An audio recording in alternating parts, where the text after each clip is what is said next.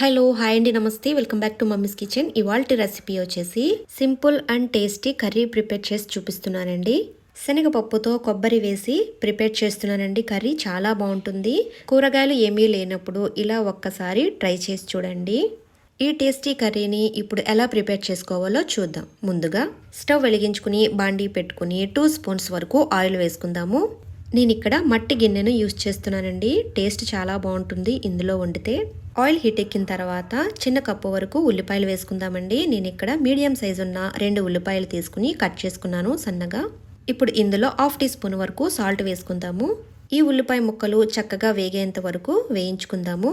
ఈ ఉల్లిపాయ ముక్కలు చక్కగా వేయించుకున్న తర్వాత 1/2 టీ స్పూన్ వరకు అల్లం వెల్లుల్లి పేస్ట్ వేసుకుందాము. అల్లం వెల్లుల్లి పేస్ట్ ఫ్రెష్గా ఉన్నది వేసుకోండి. అల్లం వెల్లుల్లి పేస్ట్ వేగిన తర్వాత ఇప్పుడు ఇందులో శనగపప్పు వేసుకుందామండి. 1 కప్పు వరకు వేస్తున్నాను నేను ఇక్కడ. ముందుగానే 1 గంట సేపు నానబెట్టేసుకుని క్లీన్ చేసేసుకుని వేసుకోవాలి. ఇప్పుడు ఇందులోనే 1/2 టీ స్పూన్ వరకు కారం వేసుకుందాము. 1/2 టీ స్పూన్ వరకు పసుపు వేసుకోవాలి. నెక్స్ట్ వచ్చేసి పచ్చిమిరపకాయలు వేస్తున్నానండి. నేను ఇక్కడ 5 పచ్చిమిరపకాయల వరకు కట్ చేసి వేస్తున్నాను. ఇందులో పచ్చిమిరపకాయలు ఎక్కువ వేసుకుంటేనే టేస్ట్ బాగుంటుంది. ఇప్పుడు ఇందులో వాటర్ వేసుకుందామండి. గ్లాస్ కానీ గ్లాసున్నర కానీ వాటర్ వేసుకోవాలి పప్పు చక్కగా ఉడకడానికి.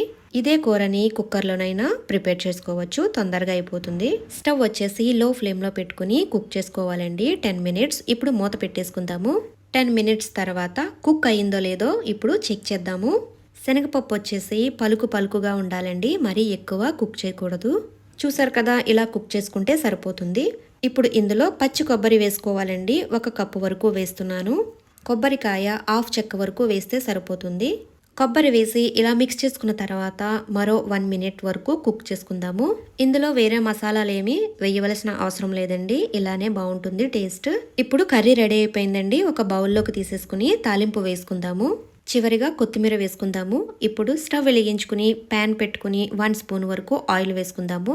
ఆయిల్ హీట్ ఎక్కిన తర్వాత చిదుపుకున్న వెల్లుల్లి రెబ్బలు వేసుకుందాము 5. అలాగే 1/2 టీ స్పూన్ వరకు ఆవాలు వేసుకుందాము. 3 ఎండుమిరపకాయలు తుంచుకుని వేసుకుందాం. ఇప్పుడు ఈ పోపుని చక్కగా ఫ్రై చేసుకుందామండి. ఈ శనగపప్పు కొబ్బరికాయ కర్రీకి పోపు అనేది కంపల్సరీగా వేసుకోవాలండి, టేస్ట్ అప్పుడే బాగుంటుంది. ఇలా కరివేపాకు వేసుకుని లైట్గా ఫ్రై చేసుకున్న తర్వాత చూసారు కదా, పోపు అనేది వేగిపోయింది. ఇప్పుడు కర్రీలో వేసేసుకుందాము. చూసారు కదండి, టేస్టీ శనగపప్పు కొబ్బరికాయ కర్రీ చాలా ఈజీగా ప్రిపేర్ చేసేసుకున్నాము. మీరు ఈ రెసిపీని తప్పకుండా ట్రై చేయండి. అలాగే నా రెసిపీ కనుక మీకు నచ్చినట్లయితే లైక్ అండ్ షేర్ చేయండి, సబ్స్క్రైబ్ చేసుకోండి. మరిన్ని స్పెషల్ వీడియోస్ కోసం బెల్ ఐకాన్ ప్రెస్ చేయండి. Thank you for watching mummies kitchen Telugu.